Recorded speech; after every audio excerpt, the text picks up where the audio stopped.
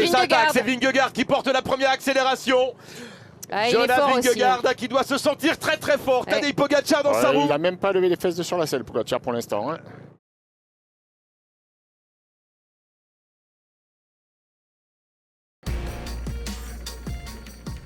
La 4e étape de la course au soleil aujourd'hui va permettre au peloton de prendre un peu de hauteur après un chrono par équipe qui a tenu toutes ses promesses en termes d'intensité et de suspense ce mardi. Place mercredi à une première arrivée en altitude de la moyenne montagne, au programme une montée sèche en fin d'étape vers la petite station de l'Allier de la Loge des Gardes. Le duel Pogačar-Vingegaard déjà bien entamé pourrait prendre de l'ampleur aujourd'hui avec quelques outsiders aux dents aiguisées pour venir les contrarier et pourquoi pas se mêler à la lutte pour le podium. We will already see the first signs of who's able to win at least. We today won't decide. I think more the weekend will decide. But for sure you can see how everyone is standing and where everyone is. Une sacrée journée difficile déjà, une journée qui va rouler vite, qui va être nerveuse, tendue. Il risque avec de la pluie, du vent, des bordures peut-être. Donc voilà, ça va être une journée compliquée à gérer, mais va falloir quand même répondre présent. Ça a l'air d'être une ascension quand même assez régulière. Il y a quand même du pourcentage, même si ça a l'air de rouler assez vite. Donc voilà, faudra avoir les forces en présence dès le pied. C'est pas dit que tout le peloton arrive groupé au pied de la dernière ascension. 165 km aujourd'hui depuis Saint-Amand-Montrond, l'une des villes les plus visitées sur Paris-Nice, vers la station de la Loge des Gardes et 2 cols répertoriés avant le final, mais aussi un sprint bonus au terme d'une courte ascension vers le col du Beau-Louis à 15 km de l'arrivée. Un final ensuite où les coureurs seront en prise avant l'ultime ascension de la journée et une explication attendue entre favoris. Certains coureurs avaient coché cette étape pour aller jouer les baroudeurs à l'avant. On a roulé à près de 42 km/h en début d'étape et en 3 temps, 7 hommes se sont retrouvés devant, notamment le maillot à pois Jonas Vingegaard avec au compteur 3 échappées sur 3 étapes en ligne. It's a big experience to try to have a jersey in a big race like this. I think it will be a really stressful day with a lot of crosswind, so I think it will be impossible to go and get a gap in the breakaway. Vingegaard n'avait pas forcément décidé de partir à l'avant aujourd'hui, mais d'autres semblaient plus déterminés. On note les présences du Gould, le Canadien, l'Américain Larue Warbasse, l'Allemand Maurice Ballestedt, le Norvégien du Noix Anders Skarset ou encore Pascal Inkorn.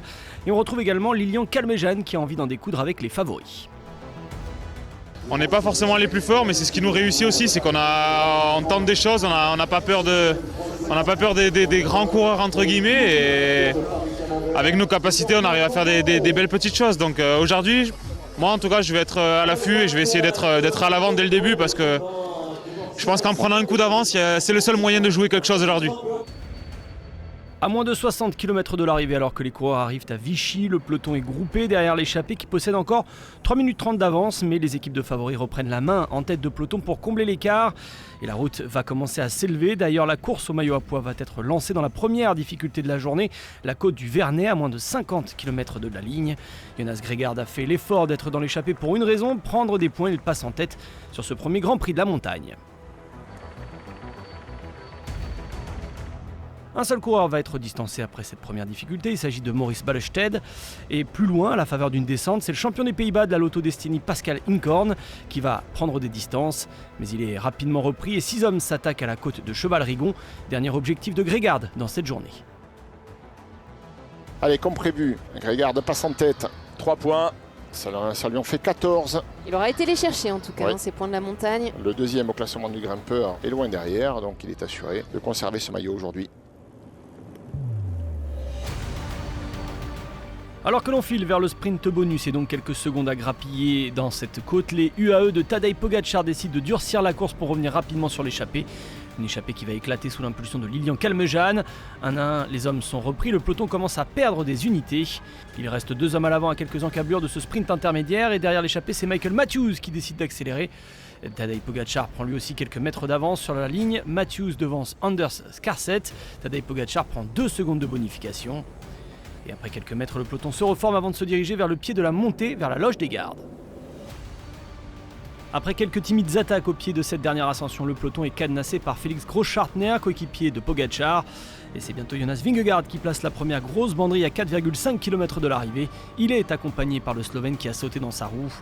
Les deux hommes vont faire un peu de route seuls à l'avant de la course avant de voir revenir les autres favoris.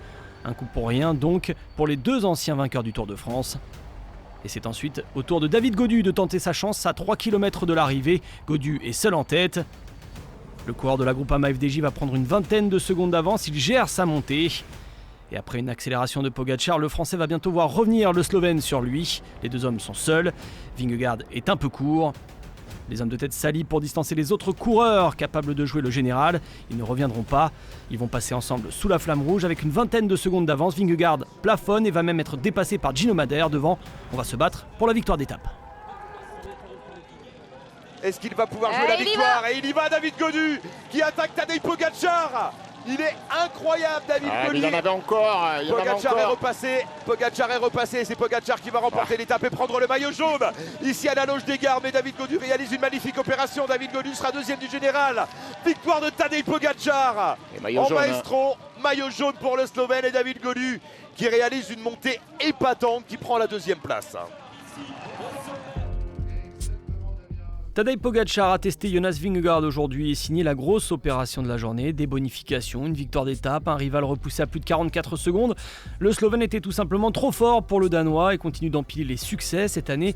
Après un Tour d'Andalousie terminé avec 3 victoires d'étape et la victoire finale, c'est son 6e succès à Pogačar cette année qui se mue en favori désormais pour la victoire à Nice, mais la route est encore longue. It was not in my mind to take yellow today, but you don't say no to yellow. I had good legs. I knew that we couldn't give Gaudu too much, so I decided to go all in to catch him. Otherwise we wouldn't win. Pogačar s'impose donc aujourd'hui devant un très bon David Gaudu qui a bien résisté. Gino Madère prend la 3e place et les Français sont placés dans ce top 10 avec Aurélien Paré-Peintre ou encore Kevin Vauquelin, vainqueur déjà cette année du Tour des Alpes-Maritimes et du Var. Romain Bardet 7e. Au général, on commence à y voir plus clair. Pogačar domine également Gaudu pour 10 secondes et Vingegaard pour 44. Seul Yates ensuite est sous la minute. Romain Bardet est 6e à moins de 2 minutes. Tadej Pogačar a clairement fait une grosse journée avec beaucoup de points récupérés à l'arrivée et sur les sprints bonus. Résultat, il est le meilleur sprinter de ce Paris-Nice. Pogačar est en vert, mais Pedersen pourrait prendre sa revanche demain.